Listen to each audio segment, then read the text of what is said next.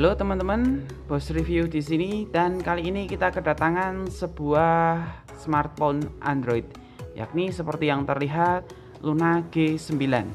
Seperti apa performanya dan apakah layak untuk dibeli di tahun 2022 yang sudah banyak HP yang memakai jaringan 5G? Mari kita simak review dari saya berikut ini.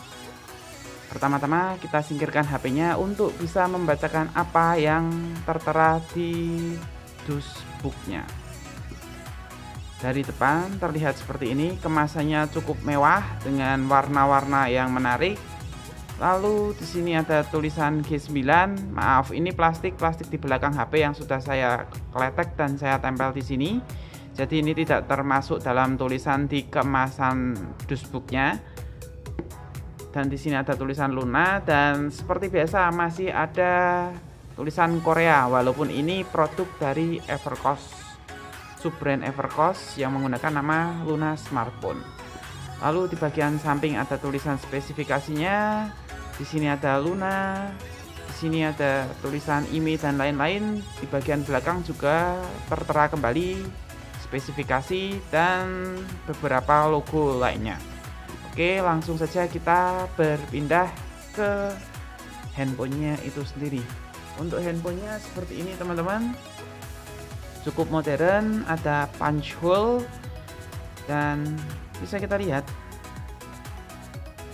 Maaf, saya kurangi dulu brightness-nya agar mudah untuk terlihat di kamera. Seperti ini teman-teman. Tampilannya cukup clean dan menggunakan Android 11. Dan ini nampaknya lebih ke stock ROM tanpa penambahan yang berarti. Untuk hardware-nya sendiri semua bisa dihapus. Jadi aplikasi yang tertanam di sini, maksud saya aplikasi hardware pihak ketiga semuanya bisa dihapus kecuali aplikasi Google.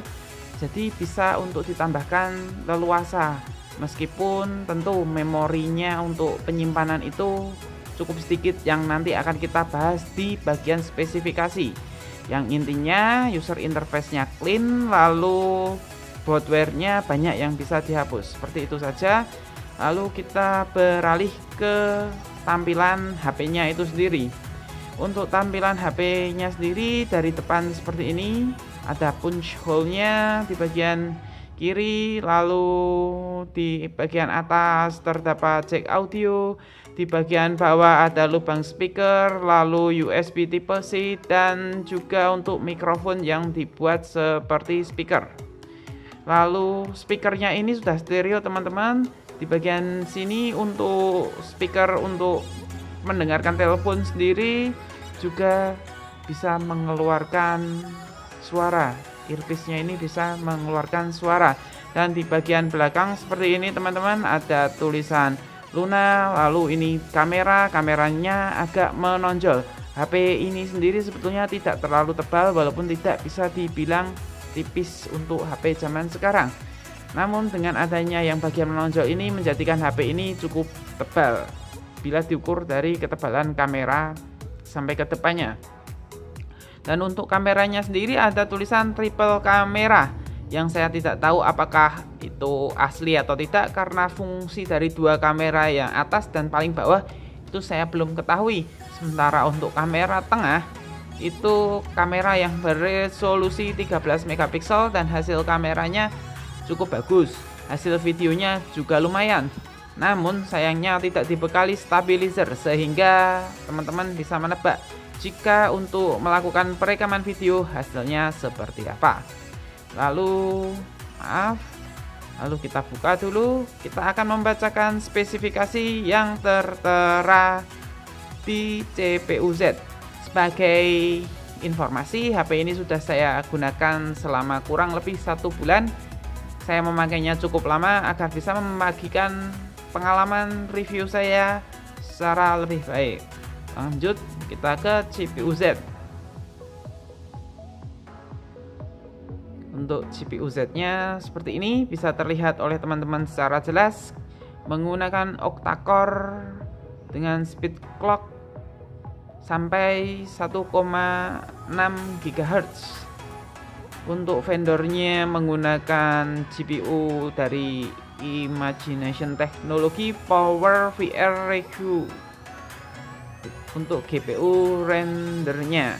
Sementara untuk scaling dan lain-lain bisa dilihat, dan kecepatan GPU-nya sayang sekali tidak tertera.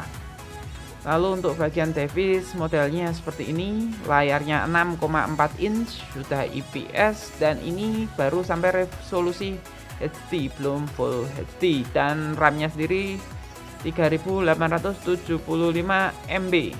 Bukan RAM yang besar di zaman sekarang, tapi ini adalah RAM standar di 2022, di mana RAM 4 GB merupakan suatu keharusan untuk bisa melakukan multitasking di Android secara baik.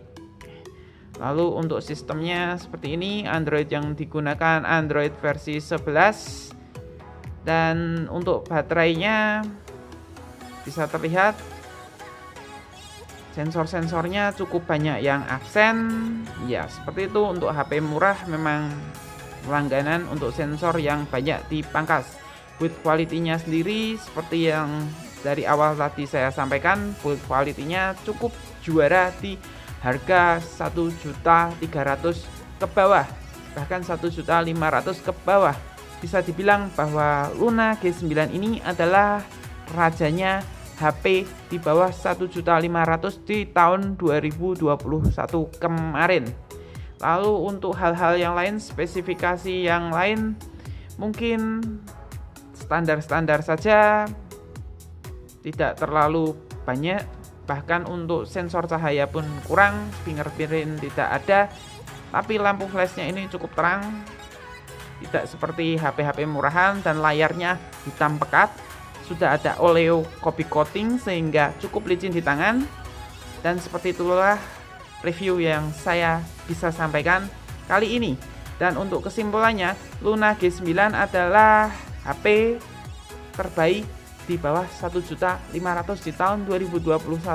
Dan untuk tahun 2022 ini, mengingat jaringannya masih 4G, maka saya tidak bisa menyarankan untuk membeli HP ini sebagai HP utama. Namun jika teman-teman menginginkan HP pendamping, maka ini adalah pilihan yang tepat. Baterai yang awet, build quality yang bagus, dan semua hal yang ditampilkan di HP ini hampir semuanya berfungsi dengan baik sebagaimana smartphone sebagaimana mestinya, meskipun harganya di bawah 1.500.000 tapi tidak terlalu jauh dari HP-HP yang mungkin berharga 2 juta. Oke, sekian saja review dari saya. Sampai jumpa di review-review selanjutnya. Dadah.